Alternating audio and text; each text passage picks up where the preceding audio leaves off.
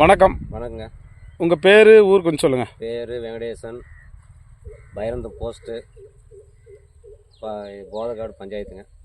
இப்போ நீங்கள் வந்து எத்தனை ஏக்கர் 2 ஏக்கர் இருக்குங்க. 2 ஏக்கர் இருக்கு. 2 ஏக்கரா இருக்குது. சரிங்க. இப்போ இது சாமந்தி பண்ணியிருக்கீங்க இல்லைங்களா? ஆமாங்க. இப்போ இது எத்தனை ஏக்கரில் பண்ணியிருக்கீங்க? 1 ஏக்கரா இருக்குங்க. 1 ஏக்கர் பண்ணியிருக்கீங்க. ஆமாங்க. சரிங்க. இப்போ சாமந்தி வந்து இந்த நிலம் எப்படி தயார் பண்ணுறீங்க அதை சொல்லுங்கள் கொஞ்சம். உழவு ஓட்டி ஆட்டெரு கொட்டிருக்குங்க. ஆட்டெரு கொட்டி 3-4 மாதம் வந்து பூமி ஆற விட்டுருக்குங்க. ஏக்கருக்கு எவ்வளோ கொட்டினீங்க ஆட்டெரு? ஆட்டெரு ஒரு 2 லோடு 3 லோடு கொட்டுவோங்க. அப்படிங்களா? சரி. ஆட்டெருவு மாட்டெருவு சரி போட்டு மிக்ஸ் பண்ணி போட்டு மண் ஆற விட்டுருவோங்க. 3 மாதம் ஆற விட்டுருவோம். ஆற விட்டு அப்புறமா உழவு ஓட்டி ரொட்டாட்டை போட்டு மண் நல்லா ஃப்ரீ ஆகணுங்க. ஆன பின்னாடி வைக்குவோங்க பூஞ்செடி. இப்போ இதெல்லாம் சொட்டு நீரில் தான் பண்ணியிருக்கீங்க? தான் பண்ணுறது. இடைவெளிங்க? இடைவேளை 3 அடிங்க. 3 அடி கேப். ஓ, பாருங்க 3 அடி கேப்பா? 3 அடி. சரி. இப்போ வந்து சொட்டு நீரில் தான் பண்ணியிருக்கீங்க? தான் பண்ணியிருக்கோம். சொட்டு நீரில் வந்து எப்போ போட்டீங்க இந்த சொட்டு நீர்? சொட்டு நீர் போட்டு 5 வருஷம் 6 வருஷம் ஆகுது. 6 வருஷம் ஆகுது. சரிங்க.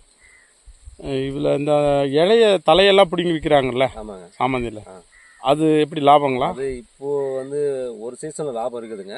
இப்போ வந்து அன்சீசனுங்க லாபம் கிடைக்கலங்க. ஓ, லாபம் அந்த சீசனில் லாபம் வரும். ஆனால் நீங்கள் பண்ணுறீங்களா? அது பண்ணல. பூ மட்டும் தான் பண்ணுறோம். பூ மட்டும் தான் நம்ம. சரி. பூ மட்டும் யூஸ் பண்ணுறோம். எல்லாம் பண்ணதில்லை. சரிங்க. இப்போ இந்த சொட்டு நீரில் நீங்கள் ஏதாவது உரம் கொடுக்குறீங்களா? கொடுக்குறேங்க. என்னென்ன கொடுக்குறீங்க? 13-0-45, 12-61 இதெல்லாம் கொடுப்போங்க. எத்தனை நாளைக்கு ஒரு முறை கொடுக்குறீங்க? 5 நாளைக்கு ஒரு நாளைக்கு கொடுப்போங்க. அப்படிங்களா? இப்போ நீர் மேலாண்மைனா நீர் வந்து எப்போ எத்தனை நாளைக்கு ஒரு முறை சொட்டு நீர்? 3 நாளைக்கு ஒரு நாள் தண்ணி விடணுங்க. 3 நாள் வெயில் காலம். இப்போ 3 நாளைக்கு ஒரு முறை தண்ணி விடணுங்க. அப்போ தான் செடி செழிப்பாக இருக்கும். இப்போ அதிகமாக வெயில் இருக்கிறதுனால பூ நல்லா சிறப்பாக வரும். கலர் சேஞ்ச் ஆகும், நல்லா இருக்கும். சரி. ஆமாம். இப்போ இதில் நோய் எல்லாம் என்னென்ன வருதுங்க? நோய் சருவு நோய் வருங்க. புழு விடும், சாம்பல் நோய் விடும். பேன் இருக்குங்களா? பேன் இருக்கும்.